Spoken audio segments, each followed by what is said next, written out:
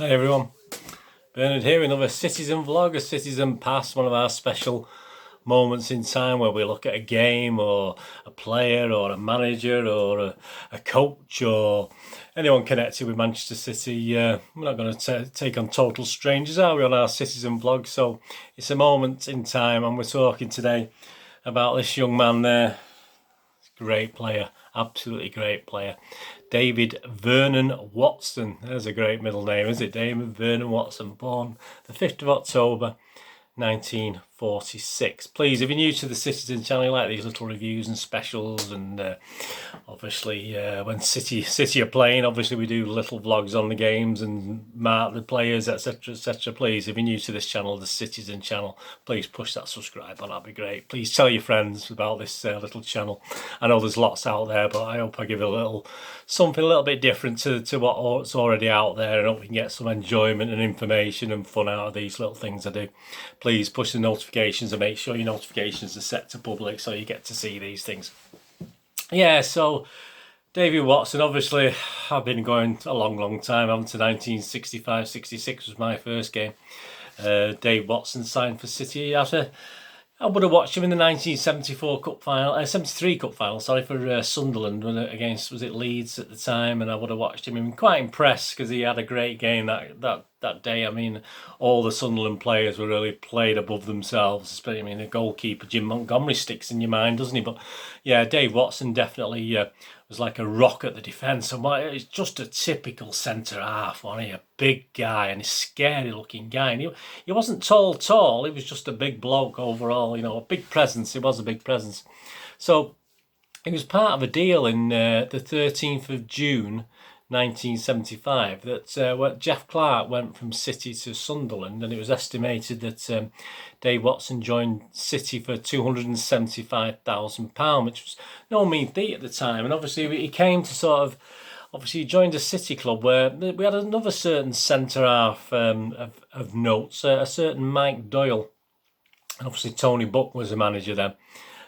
So obviously they were hoping to get a Doyle and Watson partnership, which was to pay dividends, wasn't it? And that was June 1975. He actually left us in a June as well. He left us June 1979. So he's only there 4 seasons at City. Now, just to me, I mean, obviously that time was when I just started work. I had a bit more money. I was getting to plenty of away games as well, watching Dave Watson. But he seemed to me as though he'd been there years. I mean, 4 years just doesn't seem long enough. I'm sure I just feel he'd been there longer.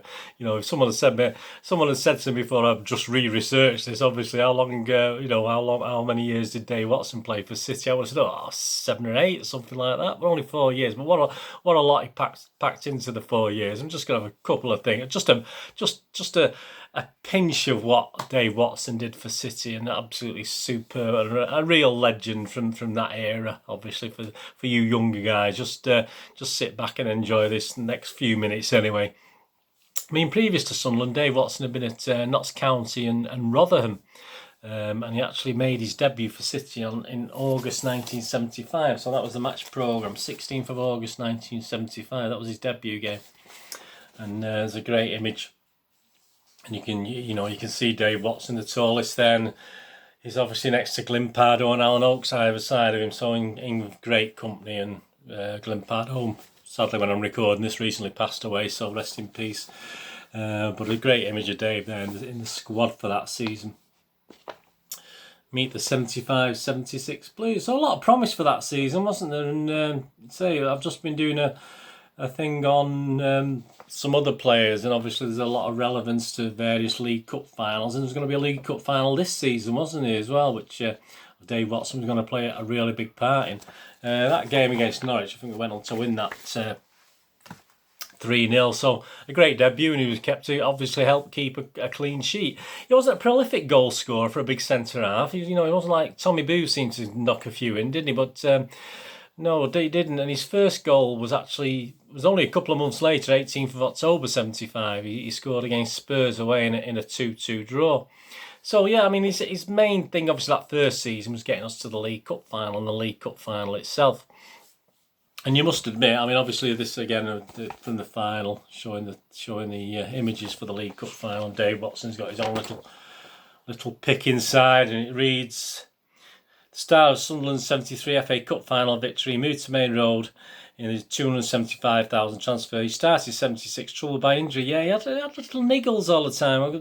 I'll go into it a little bit in a minute. A powerful player both in defence and attack, where he began his career, born Nottingham. Yeah, so he fancied himself as a striker when he first came out. But I think our most memories of that game of Dave Watson was, yeah, I mean, there's not many. You think of Pablo Zabaleta, who bled blood for City. Mike Doyle, I've seen Mike Doyle with plenty of blood, but I mean, this is just an image from one of the newspapers. Obviously, he's got all the blood in it, and obviously he took a knock to the head, carried on like he did in those days. He didn't bust out. Obviously, a bit of blood, so you can see all the streaks on there.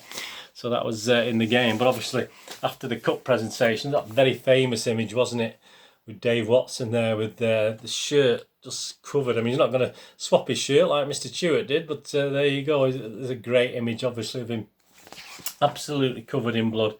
And obviously at the end there, a little team, like a team pick there. Obviously, still not even changed his shirt. They didn't give him a new shirt to put on. You think, but he bled blood for City, didn't he? So why would he put a new shirt on if you think about it? So yeah, I mean, he certainly helped City to that victory over Newcastle that day, 19. And I was there that day. Absolutely fantastic.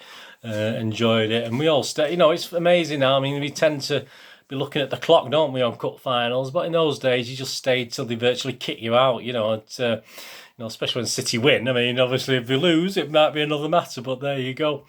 Yeah, so that was great. I mean, that was his first season. What an end to his first season.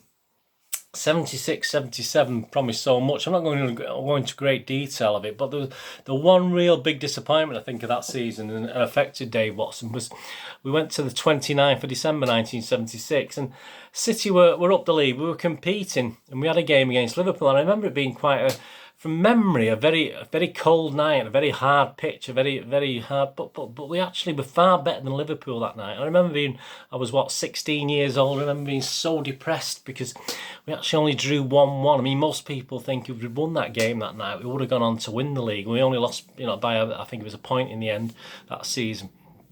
Liverpool lost the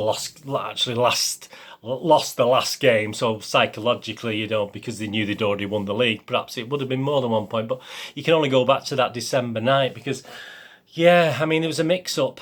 City were winning 1-0, and as I said, they looked quite comfortable. The conditions were terrible. I think in my memory, I mean, obviously I'm biased, I'm a City fan, we'd played far better, and I think it would have galvanised us if we'd beat Liverpool that night. But yeah, he scored an own goal. It's probably one of his low points. And obviously they're celebrating the joy there. This is from the West Bromwich Albion programme in January 77, so a couple of weeks after. So yeah, you've got the the joy, obviously going 1-0 up, and the celebrations, look at the City celebrations. But yeah, it seemed to be late on. I don't know if it says. Yeah, I wasn't sure what minute it was in, but yeah, he sort of mixed up with Joe Corrigan. Joe Corrigan came out, but Dave Watson hadn't heard a shout or something, and ended up heading it past putting it past Joe Corrigan, and he was clambering to get back there. See Joe Corrigan desperate, Dave Watson just looking on, can't do absolutely anything about it. But on the rock hard pitch, obviously you couldn't move quick enough. Joe Corrigan couldn't turn quick enough. Dave Watson couldn't do anything about it, and he scored. Obviously, it was an own goal by Dave Watson. It led to a 1-1 draw. And I mean, there's the agony of Dave Watson there in the corner, the Liverpool players celebrating. But I do remember going home from that match at night. I lived in Withington, 20 minutes walk away.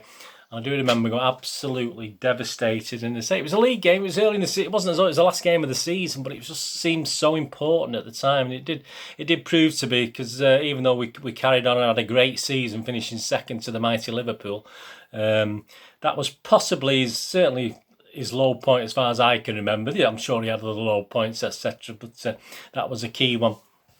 Yeah, so that was 76, 77. Obviously, that's covered in the yearbook of 77, 78. So you got the great piece and the great image of Dave Watson there. A couple of things being said about him. Yeah, this thing, the League Cup in 1970, he played a leading role in this club's League Cup success this season. However, a back injury late in the campaign forced him out of the game. Yeah, so after that League Cup, he actually didn't play that much in the season because of a back injury, and he was a little niggled by this throughout the time he was playing. So he's won this time. England. He'd actually returned to the England team and won 25 caps. So that was the end of the 76-77 season, start of the 77-78 season. And interestingly enough, I mean, there's just an image of him here in the 76-77 against West Ham United. So this is the 77-78 season. He puts everything into it, the leap, and this is, obviously this is probably why I had a little bit of back problems and niggles and something. I think that at West Ham we won this game 4-2, but again, a great picture of the North Stand in the background. But yeah, I mean, you just put everything into it, and obviously the continuous. I believe he has problems now with this heading ball syndrome thing with ex-players where they've got, which sadly illness that. So obviously Dave Watson now also has that to contend with, So we have a lot to answer for, don't we, when we expect our players to do special things. I mean, you remember this Saturday Heroes thing from the Nationwide, I'm sure, and obviously City were featured in then, obviously, and there was a coaching tips from City stars, and that's me and my pen drawings, there's an image of Dave Watson or an artist's impression. Like all players, defenders learn by experience, says Dave Watson, the England centre-half. My advice to boys who play in defence is to think about their marking. Never stand straight up behind an opposition forward. If he's quick, he's going to turn you and leave you behind. If you stand a little off him, say about 2 yards, you stop him turning. You also have the opportunity to anticipate a pass to a forward and coming in front of him to take the ball. This is a big feature of my game, says Dave. It's a great advantage to City or England if I can take the ball cleanly and have the time to give my midfield players a ball to try to create something. So a little bit of advice from Dave Watson as well there. From that, it's an interesting one in the 78, the year after the 78-79 yearbook. Again, we've got Dave Watson, the big full image, great image of him there. But he was thinking about moving at the time. He goes on to saying this thing. He's become not only one of the most powerful centre-halves in this country, but the envy of the continent too. That's why he had designs on linking up with major European club last summer when City were ready to part, but only exchanged for a handsome £400,000 fee. Says Watson, to be quite honest, the only reason I wanted to leave Manchester City was because of the crippling tax system that exists in this country. I had no grumble with the club whatsoever. They had been tremendous to me from the day I first joined them from Sunderland. Fortunately for the Blues, their powerful centre-half had a change of mind and signed a new 4-year contract with the club that will take him to the end of his playing career. Well, obviously not. He didn't take him to the end of his playing career, did he? But interesting about the tax there, and obviously bulking, and he wanted to leave City at that stage in the 77-78 season. So I don't know how close he actually came to going then. In August, the start of that season, 1978-79, which would prove to be his last season at City. I mean, they did a great feature, City, called Meeting the Blues at Home. So you had a great image of Dave with his family there. His wife Penny with Roger 8, Heather 6, enjoying a piggyback, an 8-month-old baby Gemma. So fantastic. That's a lovely image, isn't it? Absolutely fantastic. Dave Watson, and that was in his last season. Obviously, City at Home, and Peter Garden did a little interview about him, and he just went on to say, just quoting from this, I don't read newspapers a great deal, certainly not the sports pages. It doesn't worry me what critics might say. I feel I am probably my own best critic, although Penny, his wife, who rarely misses a game, is quick to let me know how I have played. She's very knowledgeable about the game. We met at a disco in Nottingham. What I didn't know at the time was that her father was a company secretary of the then chairman of Notts County, the club I was playing for at the time. So that's a great piece, a great image, great piece. I mean, it's great. I'm nearly finished this little vlog now, but that's a great image to think of, isn't it, with Dave Watson. Absolutely fantastic. His last game for City was on the 15th of May 1979. He was a captain by then, 15th of May 1979. And the team, Aston Villa, managed by Ron Saunders there, so obviously he had a connection, didn't he? His little pen thing on Dave Watson, what it says here, Dave Watson, captain, missed the 1-1 meeting at Villa Park on the November the 4th due to the stomach muscle injury. So again, another stretch and stomach muscle. You see, stretching his back, stomach muscles. I mean, he was so dedicated, so put everything into it, didn't he? Which had plagued him periodically during the season. Scored his first league goals for the Blues at Villa's expense. So yeah, I mean, that was his last game in charge. Unfortunately, it wasn't a win. We lost 3-2 to Villa that day, 15th of May 1979. But that was his last game for City. 21st of June 79, of course, we had, well, you know, it's a lot of people know about this, the Allison revolution, wasn't it? And Dave Watson didn't quite fit, like a lot of our heroes and legends didn't quite fit with Mr. Allison, did he? Had his own ideas on that, on his second coming anyway, and he left for Werder Bremen, but he only played, so he got his European trip, didn't he? Well, he got his European club, but he only played there for 2 games, literally, and returned to play for Southampton. I remember seeing him in the Southampton red and white stripes many times, a bit different to the Sunderland stripes. Obviously, perhaps he's got a thing for stripes, but perhaps that's why he left us after 4 years, perhaps, who knows. So he did play for other clubs as well, even though obviously he was not a young man then, was he? I mean, obviously 46, so he was about in his nearly 30 when he left City.